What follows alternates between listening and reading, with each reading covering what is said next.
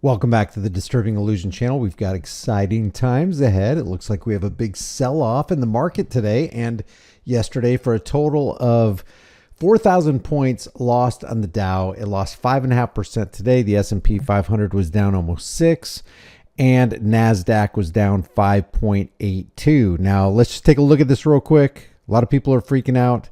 I would not call this sell-off territory yet, although that line looks pretty ominous. We're sitting at 38,314, and I feel like, and I'm not an expert by any means in this, I feel like if we get below 37,786, we can get some serious downside. That's the lowest it was in the last year. So if we go below that, we've erased all the gains over the past year. Beyond that, I don't know. All bets are kind of off. This is a 5-year chart right here. If we go below 32 and then support at 28, I don't know. We're looking for some serious, or we're looking at some serious downside. Tesla, of course, lost 10.42% today, and in aftermarket trading, they're down 1.75%. Additionally, Donald Trump weighed in a little bit on this today, which was kind of a strange tweet on Truth Social. He said, "Big business is not worried about the tariffs because they know they are here to stay, but they are focused on the big, beautiful deal, which will supercharge our economy. Very important going on right now." That was an hour ago, maybe an hour or two ago.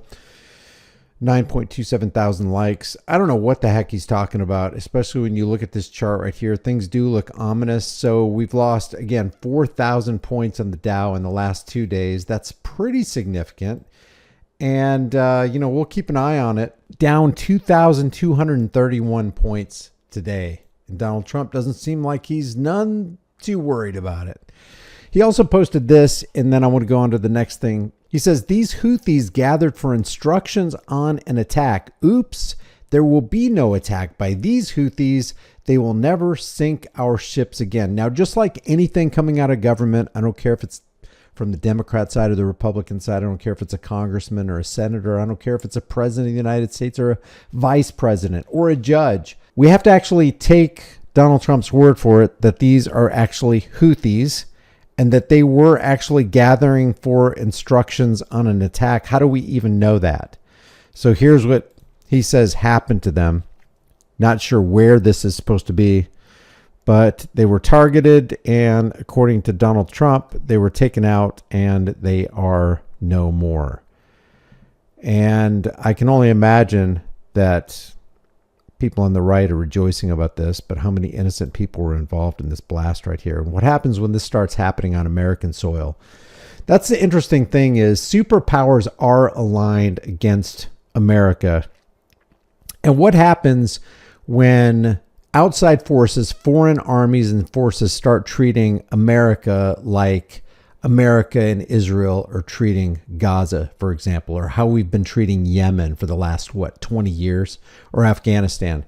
Donald Trump says only the weak will fail. That was 5 hours ago. He says, "My administration has been working very hard on a deal to save TikTok, and we have made tremendous progress. The deal requires more work to ensure all necessary approvals are signed, which is why I'm signing an executive order to keep TikTok up and running for an additional 75 days. He's just issuing executive orders just to keep this China company rolling. "We hope to continue working in good faith with China, who I understand are not very happy about our reciprocal tariffs necessary for fair and balanced trade between China and the USA.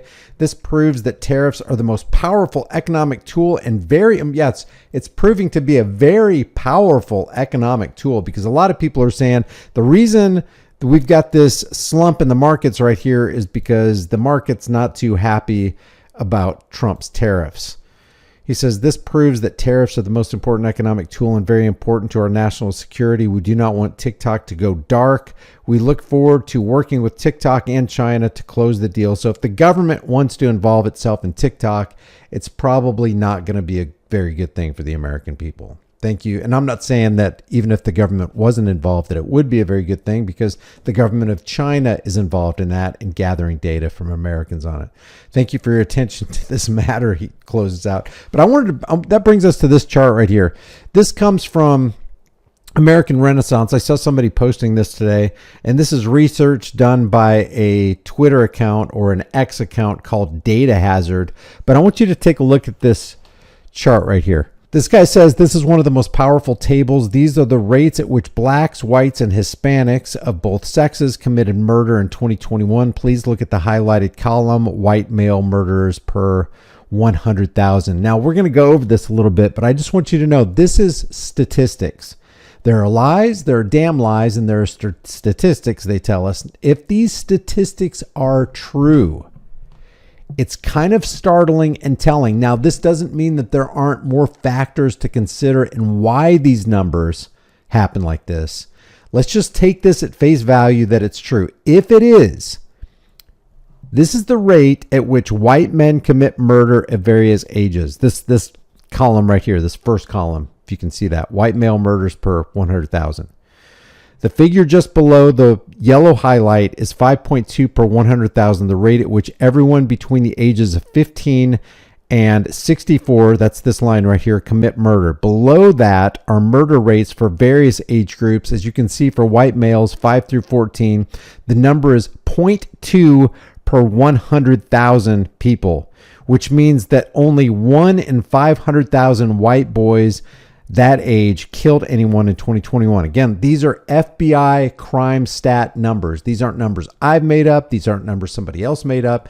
These come from the FBI. Take it with a grain of salt. The murder rate jumped to its highest for the 15 to 24 age group, and then it tails off as men get older. And this is for every demographic. And then he says, look now at the column for black male murders per 100,000. Check this out. It's 5.2 between 15 and 64. It's 5.2 for white males, 17.4 for Hispanic males, and 95.5 for black males. It says, as you can see, the rate for every age group are much higher than for whites. The rates for every age group are much higher than for whites. Look at the number for black males of all ages in the row next to the bottom. That figure of 64.4 is 18. That's this one right here. 64.4 is 18.4 times higher than the equivalent figure of 3.5 for white males. And for Hispanic males, it's 11.9. For black females, it's 5.8. It's even higher for black females than it is for white males.